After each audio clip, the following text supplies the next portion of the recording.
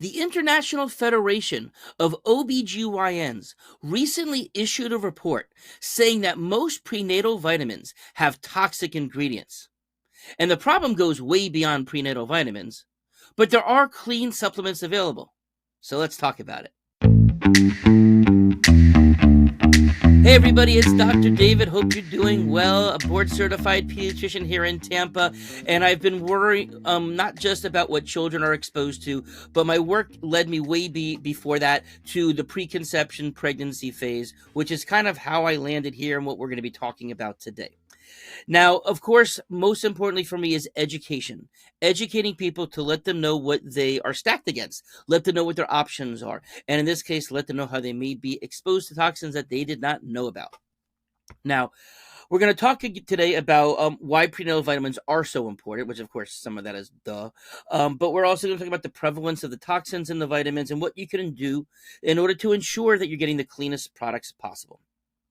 Now, we do 2 of these videos a week. Please subscribe to our YouTube channel if you're not subscribed already. Please share this information with others as well.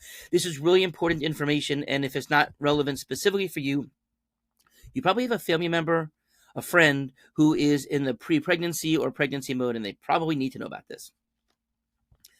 So first, let me talk about this little backstory. So 18-ish or so years ago, I was doing heavy metal testing on some of my patients who had with autism, because we had found some heavy metals high in them. We were doing detoxification, and there were 3 different kids who all within the same 2 weeks started putting out a metal called antimony into their urine as part of the detoxification profile. We had never seen these metals in these kids before. I recognized that all 3 of these patients were taking one particular zinc liquid product from a supplement company called Kirkman Labs. Kirkman was the first company really to go to market with supplements specifically to for children on the autism spectrum. We ended up narrowing it down to figure out it wasn't the zinc product, the zinc itself, it was the stevia in the liquid, the inert ingredient that contained the antimony. And out of result of this, they actually went and checked other companies' stevia and found antimony was in most of them. They then went out and bought a mass spectrometer, which is a machine that detects minute amounts of many different things, including toxins. And they found that a lot of the raw materials that were being sent to them were problematic. They then went out and set to find clean products that did not have any of these toxins in there. Now, as a result of that, they then asked me to help them to create a prenatal vitamin that had the types of higher end nutrients that I'm looking for in my patients, but also that would go through this, what they then termed the ultra clean, ultra testing process, where they looked at 650, I believe, different toxins that they could be checking for and making sure that none of them were showing up in any of their supplements, not just into the prenatal. But that's kind of the way it kind of became. Larry Newman, who was the chief chemist at Kirkman at the time, dear friend of mine, we ended up creating a whole bunch of other products relative to this. It was as a clinician, I don't usually get an opportunity to create products, but it was really wonderful to have the opportunity, as well as to be asked my opinion on something that was so important. Now, in terms of what is the importance of prenatal vitamins, obviously, it's because of the nutrients that are in there that are often found to be lacking in the pre-pregnancy, pregnancy, and lactational phase. Now, of course, we know that folate, super important for brain development, spina bifida. A defect in the spinal column can happen when a person is folate deficient, as an example. We call neural tube defects. Iron. Of course, iron is absolutely necessary for a fetus to grow blood, but also decreases the risk of complications from postpartum hemorrhaging of the mother. And of course, the list goes on and on. But the International Federation of OBGYNs has advised that during pregnancy, a woman does need folate, iron, calcium, vitamin D, choline, omega-3 fatty acids, B vitamins, and vitamin C. Now, let's talk about the problems. Inaccurate assumptions about the cleanliness of supplements. So it's falsely assumed that a prenatal vitamin or supplement, if it's a product, that it is a reliable, uncontaminated source of listed nutrients, and in fact, quite the opposite. There are no current global standards for testing of any supplements to determine what is a safe amount or how much is in a particular supplement. And that the manufacturer may claim that the list on the label that this is what they have in there, but without any kind of post-market testing, there's no guarantee that it has any of those amounts that are listed there, or maybe there could be other things that are not on the label that is actually in there. But I guess if you don't look, you can't find, but shame on anybody who's not doing that. Now, studies have demonstrated that prenatal vitamins do contain a significant amount of contamination with toxic chemicals, and also with microbials. A recent review had found that toxic fungi, mold, etc., were found in many of the supplements. And this is actually what I'm sharing here. This is specifically from the report from the International Federation of OBGYNs, which you can see in the notes down below, in the description down below. So you can link the entire paper from there. It's a good read. It's easy to read. It was written for the lay population, but scary because of what it reveals. But that's where all of this is coming from. The same review found that heavy metal contamination was found in 5% of all products, that exceeding the safety limitations, and there was absolutely no mechanism for removing them from the market, unless there was a recall done. There was actually another sample of 26 different prenatal vitamins out there, including one of them that were prescription brand that was part of what's given out by Medicaid. 40% of the products exceeded the established levels of lead.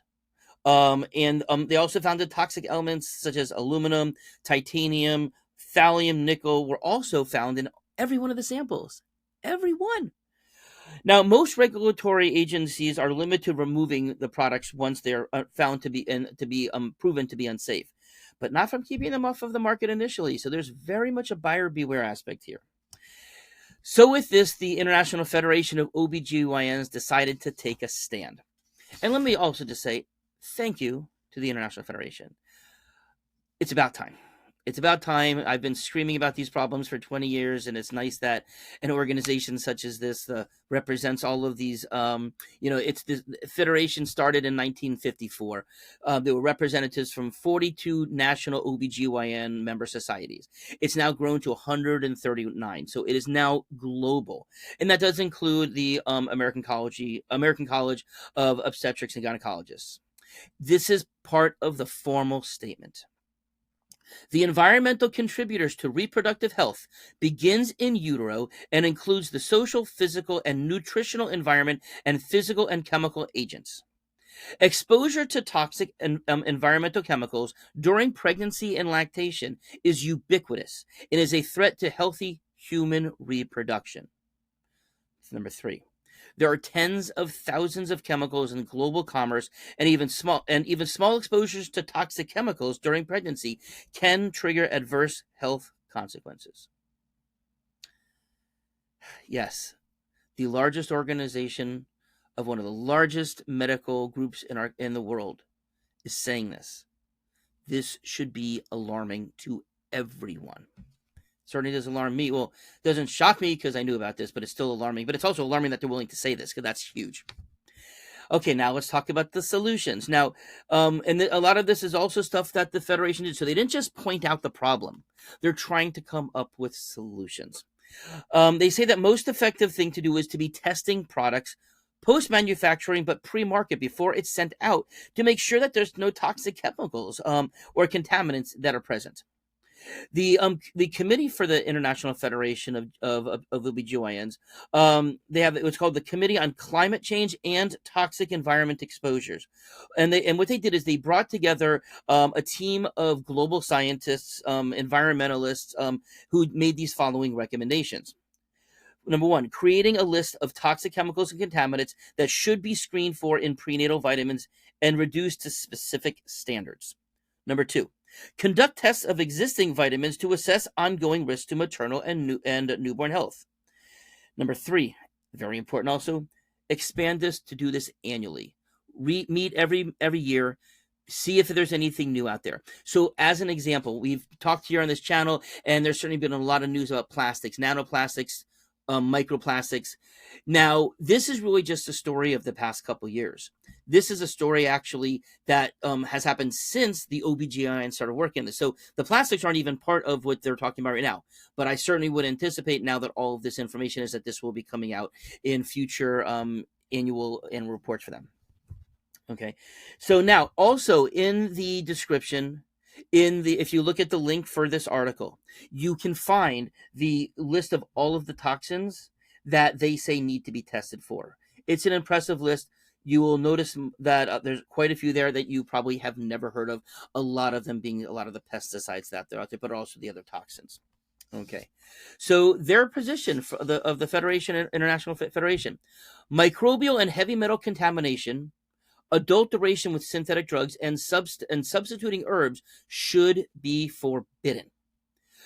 Potentially toxic environmental chemicals should not be found in products consumed or marketing for pregnancy health. Again, a no-brainer, but this is the formal statement. They're establishing standard of care.